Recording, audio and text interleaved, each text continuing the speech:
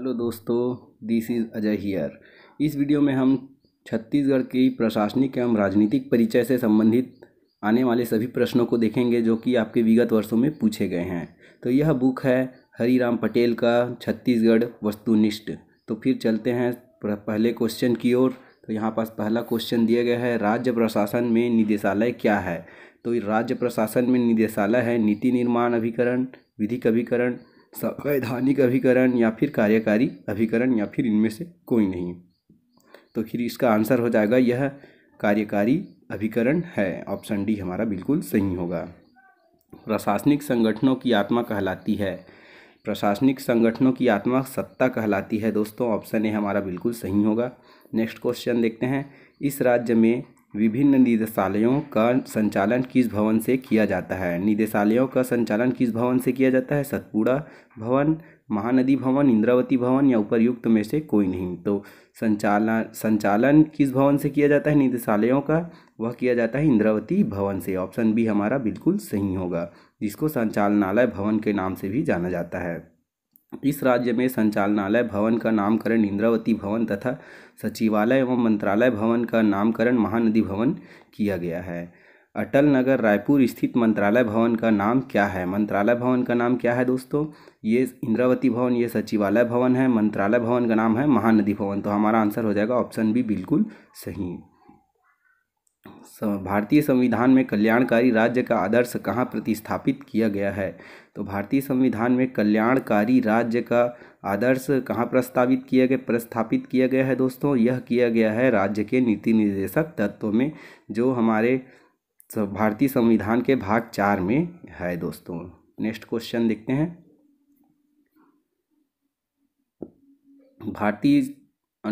भारतीय संविधान के अनुच्छेद 38 में राज्य के नीति निर्देशक तत्व के में कल्याणकारी राज्य का आदर्श प्रतिस्थापित किया गया है। कौन से आर्टिकल में। आर्टिकल 38 में दोस्तों। ऑप्शन यहाँ पास आर्टिकल 38 में दिया गया है नीति निर्देशक तत्व में कल्याणकारी राज्य। ठीक है दोस्तों। नेक्स्ट क्वेश्चन देखते हैं, संचालनालय के कार्य के संदर्भ में क्या सुमेलित नहीं है। सुमेलित नहीं है उसको देखना है दोस्तों। नीति निर्माण, नीति क्रियान्वयन, मंत्रिमंडल को सलाह देना, अधीनस्थ कार्यालयों को बजट आवंटन करना। तो संचालनालय भवन का काम होता है, नीति निर्माण का काम महानदी भवन का होता है, जिसमें सचिवालय और मंत्रालय होते हैं। और वहीं नीति का क्रियान्वयन संचालनालय भवन के द्वारा किया जाता है और मंत्रिमंडल को सलाह देने का कार्य भी किया जाता है दोस्तों। और अधीनस्थ कार्यालयों को बजट आवंटन, ये बजट आवंटन किया जाता है दोस्तों। तो इसमें हमारा आंसर हो जाएगा, देखते हैं, नीति का क्रियान्वयन संचालनालय भवन के द्वारा किया जाता है, अधीनस्थ कार्यालयों को बजट आवंटन करने का कार्य भी किया जाता है। तो लेकिन मंत्रिमंडल को सलाह देने का कार्य नहीं किया जाता और ये नीति निर्माण का कार्य नहीं किया जाता। तो ऑप्शन 1 और 3 नहीं होगा दोस्तों, ऑप्शन 2 और 4 होगा। तो ऑप्शन 2 और 4 हो जाएगा। नहीं, यहाँ पास दिए गए हैं सुमेलित नहीं है, सुमेलित नहीं है उसको देखना है दोस्तों। तो इसका आंसर होना चाहिए था नीति निर्माण का कार्य और मंत्रिमंडल को सलाह देने का। ऑप्शन सी हमारा सही आंसर होना चाहिए था, लेकिन इसमें आंसर लिया गया है ऑप्शन डी, ये और चौथा ये लिया गया है दोस्तों आंसर। ठीक है। नेक्स्ट क्वेश्चन देखते हैं, यहाँ पास दिया गया है व्याख्या, नीति निर्माण और मंत्रिमंडल को सलाह देने संबंधित कार्य मंत्रालय और सचिवालय भवन द्वारा किया जाता है। ठीक है दोस्तों। ऑप्शन सी हमारा सही होना चाहिए था, लेकिन ऑप्शन डी हमारा लिया गया है आंसर CGPSC के द्वारा। छत्तीसगढ़ में निम्नलिखित में से कौन सा विभाग का जिला स्तर का कोई अधिकारी नहीं है। जिला स्तर का कौन सा अधिकारी नहीं है उसको देखना है।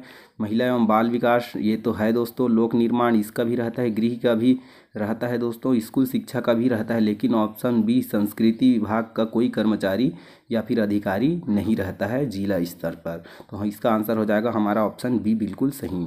इससे संबंधित व्याख्या दिया गया है, संस्कृति विभाग के अधीन जिला स्तर का कोई अधिकारी नहीं होता है, जबकि शेष विभाग में जिला स्तर के अधिकारी होते हैं। छत्तीसगढ़ की प्रशासन व्यवस्था के संबंध में निम्नलिखित में से कौन सा कथन सत्य नहीं है? सत्य नहीं है उसको देखना है। प्रशासनिक मशीनरी मंत्रालय से लेकर ग्राम पंचायत स्तर तक कार्यरत है। प्रशासनिक मशीनरी मंत्रालय से लेकर ग्राम पंचायत स्तर तक कार्यरत है। प्रशासनिक व्यवस्था मूलतः नौकरशाही द्वारा चलाया जाता है, यह बिल्कुल सही है दोस्तों। प्रशासनिक व्यवस्था संभागायुक्त की कड़ी को समाप्त कर दिया गया है, ये गलत है दोस्तों। संभागायुक्त की कड़ी को समाप्त नहीं किया गया है, ठीक है। विभिन्न स्तरों पर प्रतिनिधियां संस्थाएं प्रशासनिक व्यवस्था की देखभाल करती है, ये भी सही है दोस्तों, ये भी सही है। लेकिन इसका आंसर ये लिया गया है ऑप्शन ए, लेकिन इसका आंसर होना चाहिए था ऑप्शन सी दोस्तों, ठीक है। नेक्स्ट क्वेश्चन देखते हैं। छत्तीसगढ़ शासन के विभागों में नौकरशाहों के निम्नलिखित पद हैं। नौकरशाहों के निम्नलिखित पद हैं, उसको कूट से जमाना है दोस्तों। सचिव होता है, उसके बाद होता है मुख्य सचिव पहले रहता है दोस्तों, उसके बाद है अतिरिक्त मुख्य सचिव रहता है, उसके बाद सचिव रहता है दोस्तों, उसके बाद संयुक्त सचिव, उसके बाद रहता है संयुक्त सचिव, उसके बाद उप सचिव, उसके बाद अवर सचिव। तो इसका आंसर हो जाएगा 1, 4, 2, 3। तो हमारा आंसर हो जाएगा ऑप्शन बी बिल्कुल सही। यहाँ पर व्याख्या दिया गया है। नौकरशाहों के निम्नलिखित पद हैं। पहला होता है मुख्य सचिव, उसके बाद होता है अतिरिक्त मुख्य सचिव, प्रमुख या प्रधान सचिव, उसके बाद होता है सचिव, उसके बाद अतिरिक्त सचिव, उसके बाद संयुक्त सचिव, उसके बाद उप सचिव, उसके बाद अवर या अपर सचिव होता है दोस्तों, ठीक है। पहले मुख्य सचिव, अतिरिक्त मुख्य सचिव, उसके बाद प्रमुख या प्रधान सचिव, उसके बाद सचिव, अतिरिक्त सचिव, संयुक्त सचिव, उप सचिव, उसके बाद होता है अंतिम में अवर सचिव या फिर उसको अपर सचिव भी बोला जाता है। यहाँ पास कूट से संबंधित पदानुक्रम संयोजित कीजिए, सही उत्तर का चयन करना है दोस्तों। तो पहले क्या होता है, प्रमुख सचिव पहले होता है, ऑप्शन मुख्य सचिव पहले रहता है, उसके बाद प्रमुख सचिव आता है दोस्तों, उसके बाद आता है सचिव आता है, उसके बाद आता है संयुक्त सचिव आता है, उसके बाद उप सचिव आता है, उसके बाद आता है अवर या फिर अपर सचिव। तो इसका आंसर हो जाएगा ऑप्शन सी हमारा बिल्कुल सही दोस्तों। नेक्स्ट क्वेश्चन देखते हैं। निम्नांकित पदाधिकारियों का सही क्रम क्या है? सही क्रम क्या है उसको देखना है दोस्तों। पहले होता है मुख्य सचिव, उसके बाद होता है अतिरिक्त मुख्य सचिव, उसके बाद होता है प्रधान या प्रमुख सचिव होता है। तो देखते हैं 1, 2 और 4 किस में दिया गया है। 1, 2 सब में दिया गया है। 1, 2 और 4 ये ऑप्शन बी और ऑप्शन सी में दिया गया है। उसके बाद होता है दोस्तों, यहाँ पास भी वैसे ही दिया गया है ऑप्शन। उसके बाद होता है सचिव ऑप्शन 3, हाँ ऑप्शन डी हमारा बिल्कुल सही होगा दोस्तों। नेक्स्ट क्वेश्चन देखते हैं। सामान्य प्रशासन विभाग के कार्यों में निम्न में से क्या सम्मिलित है? निम्न में से क्या सम्मिलित है? सामान्य प्रशासन विभागों के कार्यों में निम्नलिखित में से क्या सम्मिलित है उसको देखना है दोस्तों। तो क्या क्या सम्मिलित है? नीति संबंधी कार्य, प्रशासनिक अधिकारियों के पदस्थापना और सेवाएं, शासकीय सेवकों की सेवाओं से संबंधित नियमों का निर्माण, सतर्कता, ये सभी संबंधित है दोस्तों। हमारा ऑप्शन डी बिल्कुल सही है। नेक्स्ट क्वेश्चन देखते हैं। राज्य प्रशासन की अवधारणा किस शासन व्यवस्था में पाई जाती है? राज्य प्रशासन की अवधारणा किस शासन व्यवस्था में पाई जाती है? तो कौन से शासन व्यवस्था में पाई जाती है? संसदीय व्यवस्था में, एकात्मक व्यवस्था में, अध्यक्षात्मक व्यवस्था में या फिर संघात्मक व्यवस्था में? तो इसका आंसर हो जाएगा संघात्मक व्यवस्था। इससे संबंधित व्याख्या दिया गया है दोस्तों, इसका व्याख्या कर लेते हैं। संघात्मक व्यवस्था में केंद्रीय प्रशासन के साथ साथ राज्य प्रशासन की भी महत्वपूर्ण भागीदारी होती है।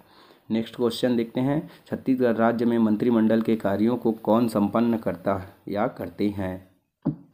ठीक है दोस्तों, कौन संपन्न करते हैं? सचिवालय, निदेशालय और निदेशालय दोनों या फिर केवल निदेशालय? तो इसका आंसर हो जाएगा सचिवालय और निदेशालय दोनों मिलकर इसका कार्य को करते हैं दोस्तों। छत्तीसगढ़ राज्य में मंत्रिमंडल के कार्यों को सचिवालय और निदेशालय दोनों संपन्न करते हैं, ठीक है। नेक्स्ट क्वेश्चन देखते हैं। छत्तीसगढ़ राज्य में शहरी क्षेत्रों में गरीबी उन्मूलन की योजनाएं किस अभिकरण के द्वारा संचालित की जाती है? किस अभिकरण के द्वारा संचालित की जाती है? राज्य शहरी विकास अभिकरण के द्वारा की जाती है। राज्य शहरी विकास अभिकरण द्वारा शहरी क्षेत्रों में गरीबी उन्मूलन की योजनाएं संचालित की जाती है। इसको मिलाना है दोस्तों, ठीक है। तो इसका देखते हैं संवैधानिक प्रमुख। संवैधानिक प्रमुख होता है राज्यपाल होता है दोस्तों, संवैधानिक प्रमुख राज्यपाल। और वहीं कार्यकारी प्रमुख होता है मुख्यमंत्री। और विधायी प्रमुख होता है दोस्तों, विधायी प्रमुख होता है विधानसभा का अध्यक्ष, विधानसभा का अध्यक्ष।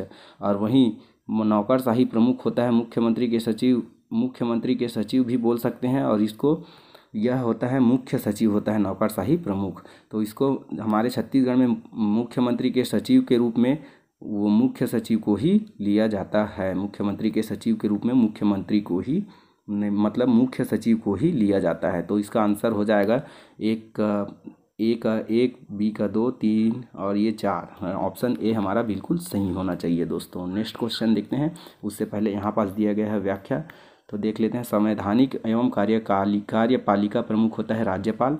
कार्यकारी प्रमुख होता है मुख्यमंत्री। विधायी प्रमुख होता है विधानसभा अध्यक्ष। नौकरशाही प्रमुख होता है मुख्य सचिव, जिसको हमारे छत्तीसगढ़ में छत्तीसगढ़ का मुख्यमंत्री का सचिव भी कहा जाता है। छत्तीसगढ़ में पद एवं पदाधिकारी से संबंधित है जोड़ी को मिलाना है दोस्तों। कौन सा जोड़ी सुमेलित है उसको देखना है, सुमेलित कौन सा है। संवैधानिक प्रमुख, संवैधानिक प्रमुख राज्यपाल, ये बिल्कुल सही है दोस्तों। विधायी प्रमुख मुख्यमंत्री, ये गलत है दोस्तों। कार्यकारी प्रमुख गृह मंत्री, ये भी गलत है।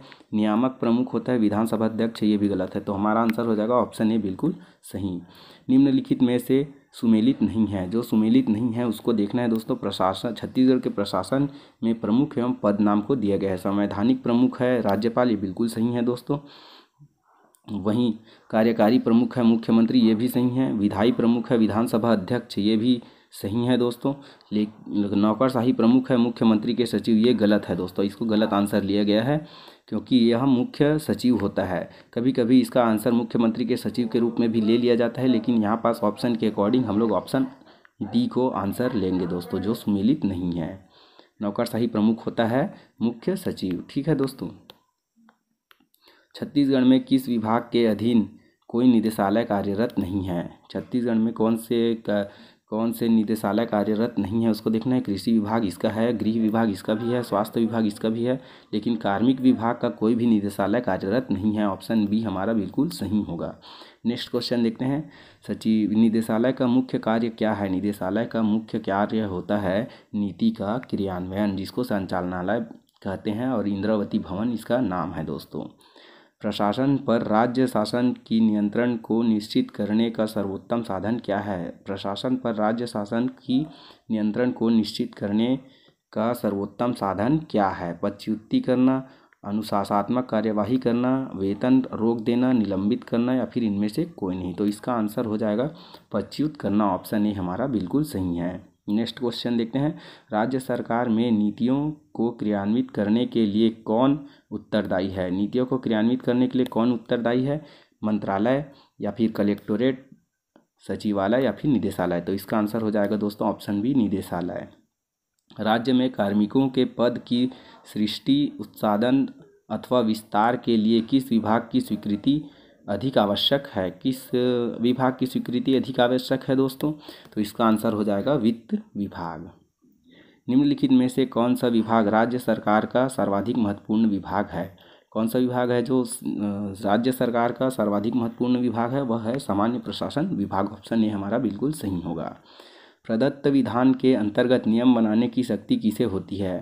प्रदत्त विधान के अंतर्गत नियम बनाने की शक्ति किसे होती है? तो यह होती है कार्यपालिका को दोस्तों। कार्यपालिका, वैसे तो कार्यपालिका नीति का क्रियान्वयन करता है, लेकिन प्रदत्त विधान के अनुसार इसको नियम बनाने की शक्ति दिया जाता है। राज्य शासन के कार्यों की प्रक्रिया के सिद्धांतों का निर्माण करने वाली प्रमुख शक्ति है। कौन सी है इसकी प्रमुख शक्ति? सचिवालय, मंत्री, योजना आयोग, या फिर वित्त आयोग? तो इसका आंसर हो जाएगा सचिवालय। नेक्स्ट क्वेश्चन देखते हैं। राज्य शासन के कार्यों की प्रक्रिया के सिद्धांतों का निर्माण करने वाली प्रमुख शक्ति है। कौन सी है प्रमुख शक्ति? योजना आयोग, मुख्यमंत्री, मंत्री, या फिर सचिवालय? तो इसका आंसर हो जाएगा सचिवालय। जो राज्य शासन के कार्यों की प्रक्रिया के सिद्धांतों का निर्माण करने वाली प्रमुख शक्ति है, वह है सचिवालय। इससे संबंधित व्याख्या। राज्य शासन के कार्यों की प्रक्रिया और नीति निर्माण का कार्य करने की शक्ति सचिवालय की है। वहीं छत्तीसगढ़ राज्य में नीति निर्माण में कार्य में सॉरी दोस्तों, फिर से पढ़ते हैं। छत्तीसगढ़ राज्य में नीति निर्माण में किस अधिकारी की महत्वपूर्ण भूमिका होती है? किस अधिकारी की महत्वपूर्ण भूमिका होती है? वह होती है मुख्य सचिव की। नेक्स्ट क्वेश्चन दिया गया है, निदेशालय व्यवस्था में कौन सा कथन सही है? कौन सा कथन सही है उसको देखना है। निदेशालय सचिवालय के अधीनस्थ संस्था है, ये बिल्कुल सही है। निदेशालय लाइन इकाई है, ये भी सही है। निदेशालय विशेषज्ञों की इकाई है, ये भी सही है। तो इसका आंसर हो जाएगा उपरोक्त सभी, ऑप्शन डी हमारा बिल्कुल सही होगा। आज के इस क्वेश्चन में इतना ही दोस्तों, इस सेशन में इतना ही।